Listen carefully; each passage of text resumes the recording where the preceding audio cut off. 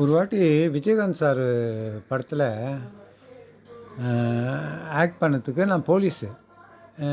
நான் வந்து போலீஸ்னால் நான் என்னை மட்டும் செலெக்ஷன் பண்ணாங்க போலீஸு. முன்னால் ஷார்ட்டாக முடி வெட்டிக்கிட்டு மீசெல்லாம் கரெக்டாக வச்சுக்கிட்டு இருக்கும்போது என்னை மட்டும் தான் செலெக்ஷன் பண்ணாங்க. வேறு யாரும் அங்கே போலீஸே இல்லை. கரெக்டாக என்னை சூஸ் பண்ணதுனால என்ன பண்ணிவிட்டேன், நான் ட்ரெஸ்லாம் போட்டுட்டு ஏவிஎம் ஸ்டுடியோவில் தான். ஏவிஎம் ஸ்டுடியோவில் ட்ரெஸ்லாம் போட்டுட்டு என்ன பண்ணேன், கொஞ்ச நேரம் உட்காந்துருந்தேன் பாரு. கொஞ்ச நேரம் இன்னும் ஷாட் எடுக்கலை என் ஷாட்டு. சரி என் ஷாட்டு வரலன்ட்டு என்ன பண்ணிட்டேன், சரின்ட்டு இனி என்ன ஷாட்னா, ஜெயிலில் வந்து இவர் ரவிச்சந்திரன் இருக்கார்ல, பழைய நடிகர் ரவிச்சந்திரன் தான் அவர் பேர். அவர் என்ன பண்ணுறாரு, ஜெயிலில் வந்து விஜயகாந்த் சாருக்கு அப்பா அவரை வந்து அவரை தான் சரி அவர் விஜயகாந்த் சாரை வந்து ஜெயிலில் போட்டுடுறாங்க. அந்த அந்த ரவிச்சந்திரன் தான் அப்பா. அவர் வந்து இவரை வந்து பார்க்கறதுக்கு வராங்க. அப்போ நான் வந்து என்ன பண்ணணும், அந்த வாசலில் ஒரு வாசல் இருக்குது. வாசலில் உள்ள என்ட்ரன்ஸில் நான் தான் ஒரு சேர் போட்டு உட்காந்துருப்பேன்.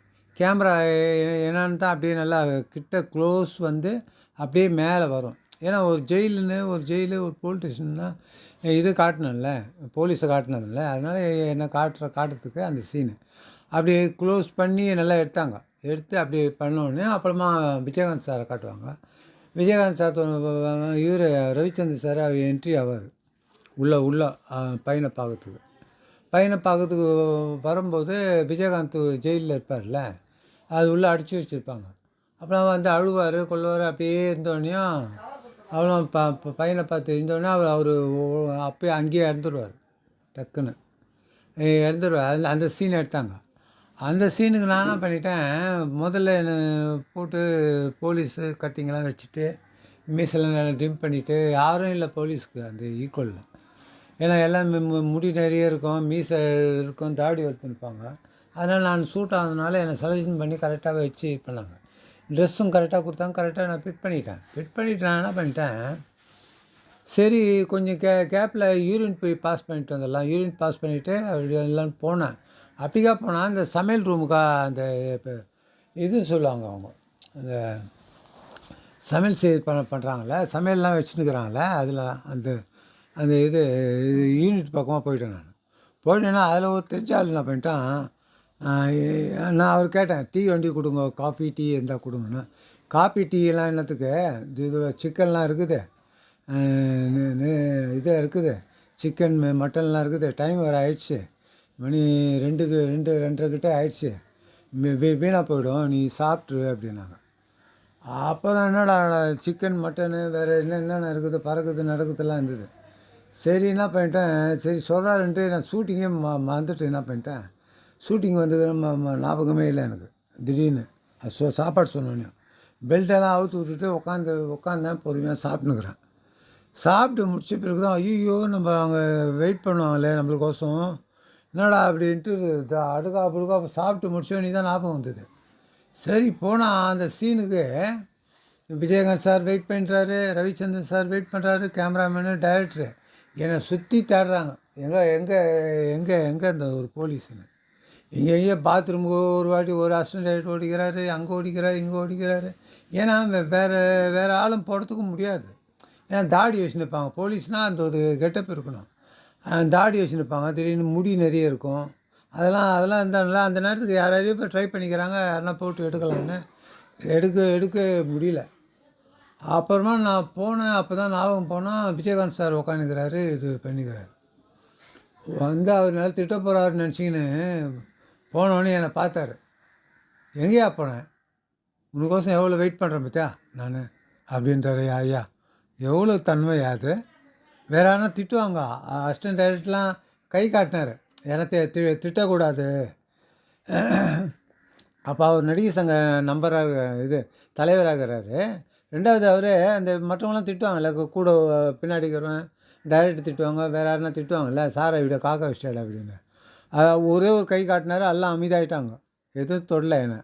அப்புறம் என்னை வந்து கேட்குறாரு, கனிவாக கேட்குறாருங்க. எனக்கு என்ன ஆச்சரியம், விஜயகாந்த் சார் அவர் கேட்குறாரு. என்ன கேட்குறாருன்னா, ஏன் நீ சொல்லிட்டுனா போகணும், ஒன்று இன்னும் உனக்கோசம் எவ்வளோ பாரு என்ன நான் வெயிட் பண்ணுறேன்யா. சார் இருக்கார் ரவிச்சந்திரன் சார், அவர் வெயிட் பண்ணுறாரு, எல்லாமே இந்த யூனிட்டே வெயிட் பண்ணுறாரு. உனக்கோசம் நீ வேறு போலீஸும் போட முடியாது. அதுமாரி சூழ்நிலை ஆயிடுச்சு. உன்னை என்ட்ரி காட்டிட்டு தான் அப்புறமா நான் ஜெயிலில் இருக்கிறேன், எங்கள் அப்பா உன்னை முன்னாடி பார்த்துட்டு கையெழுத்து போட்டு உள்ளே வந்து அனுமதிக்கணும். இவ்வளோ இருக்குது, வேலை இருக்குது, எங்கேயா போயிட்டேன்னாரு. இல்லையா, நான் அப்படிக்கா போனேன். அந்த யூனிட் ஆள் வந்து நீங்கள் கொஞ்சம் டீ சாப்பிட்டு போன்னு தான், டீ சாப்பிட்லான்னு தான் போனேன் நான். அப்புறம் பார்த்தா அந்த ஆள் அது சாப்பிடு இது சாப்பிடுன்ட்டான். அதனால் நான் மறந்துட்டேன்யா நான் ஷூட்டிங்கே அப்படின்னு. ஓ, நல்ல காமெடி நல்லா காமெடியாக சொல்கிறியா அப்படின்ட்டு சிரிச்சிக்கினே அப்புறமா நான் நடித்தேன் நான். அது படம், அந்த அந்த படத்தில் ரொம்ப நல்லா அருமையாக இருந்தது. அப்புறம் பார்த்தா படம் பார்க்குறேங்க, நான் மட்டும் க்ளோஸுங்க நல்லா. கேமரா அப்போ வந்து இந்த கேமராவில் டிஜிட்டல் இந்த இந்த இதெல்லாம் போட்டு டேப்லெட் மாரி இருக்குது அந்த இது சிம் கார்டு, அது மாதிரிலாம் இல்லை. அது வெறும் ஃபிலிம். அது எவ்வளோ தெரியுமா அது? நம்ம சின்ன பசங்க பார்ப்பாங்க பார்த்தியா, ஒரு ஃபிலிமை எடுத்து பார்த்தீங்கன்னா அதோடைய செலவு வந்து அப்பயே 25,000 அந்த அந்த ஒரு ஃபிலிமை எடுத்து சின்ன பசங்க பார்ப்பாங்க பார்த்தியா அப்போலாம். இப்போ இருக்குதான்னு தெரியல அந்த ஃபிலிம்லாம். அதில் ஒவ்வொரு பேரும் இருக்கும், அதில் ஒவ்வொரு முகமே இருக்கும், அது முகமே வந்துன்னு இருக்கும் நிறையா. அது வந்து 25,000 ஒரு அந்த அந்த ப்ரீமியம் அந்த ஃபிலிம் ஒண்டி. அப்படின்னா எவ்வளோ அது? அதான் பாம்பு மாரி இருக்குமே, அது நீட்டாக இருக்குமே அது. இப்போ எவ்வளோ செலவாகும் பாருல. அந்த அந்த பிரேமுக்கு அது அந்த ஃபிலிமுடைய இது 25,000னா அதுதான் பாம்பு மாரி ரோல் இருக்குது எவ்வளோ. அப்போ எவ்வளோ செலவாகும் பாருல சினிமானா. ஐயோ, ஐயா வந்து எவ்வளோ பெருந்தன்மை தெரியுமா? அதை என்னை அதட்டும் இல்லை, என்னை கோபப்படுத்தலை. எங்கேயா போனேன் சொல்லிட்டு போய்க்கலாம் ஐயா அப்படின்ட்டு அவர் தெரியுது அவருக்கு. வயிறு முதல்ல கொஞ்சம் உள்ளே அமுந்திருந்தது, வயிறு நல்லா பெருசாகிடும், சாப்பிட்டு வந்துக்கிறான் போலுக்கு அப்படின்ட்டு அந்த தோரனை கண்டுபிடிச்சிட்டாரு. சாப்பாடு ஒன்றுவோ பாரு ஐயால வல்லலையா அவர் விட்டுட்டார். என்னை எதுவும் கோவப்படாத.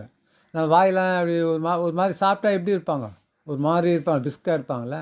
அந்த இது தோட்டத்துக்கு அவ்வளோ நுண்ணிப்பாக கணிச்சிட்டு பண்ணிவிட்டு வயிறாக சாப்பிட்டு வந்துக்கிறான், அவனை விட்டு எதுவும் திட்டக்கூடாது, எதுவும் பண்ணக்கூடாதுன்ட்டு பொறுமையாக இருந்து என்னை வந்து சரி சரியா நடியா, நான் நடிச்சுட்டு எதனா கேப் இருந்தால் போயிட போறியா சொல்லிட்டு போயா, உன்னை தவிர வேறு யாரும் போலீஸ் இல்லை, அவசரத்துக்கு யாரும் கூட முடியாது அப்படின்ட்டு நடிச்சு கூடியான்னு சொல்லிவிட்டு ஐயா என்னை ரொம்ப தேத்தினார். மற்றவங்களாம் அதட்டானுங்கய்யா, எங்கடா போனோம் ஏதா போனோன்னு குரல் கொடுக்க ஆரம்பிச்சிட்டாங்க. அப்படியே ஒரு 10 பேர் குரலை கொடுக்க ஆரம்பிச்சிட்டாங்க.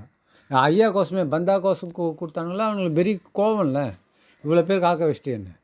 ஐயோ ஐயோ, எவ்வளோ விஜயகாந்த் ஐயா வந்து என்னை ரொம்ப சந்தோஷமாக நல்லா நடிச்சிங்க. அவர் அதட்டி இருந்தாருன்னு வச்சுக்கேன், வேறு யாருன்னா அதட்டி இருந்தாங்கன்னா நான் நிறைய நடிச்சிருக்கவே முடியாது. அவ்வளோ பக்குவமாக சாஃப்டாக நடித்து கொடுத்தாங்க, நடித்தேன்.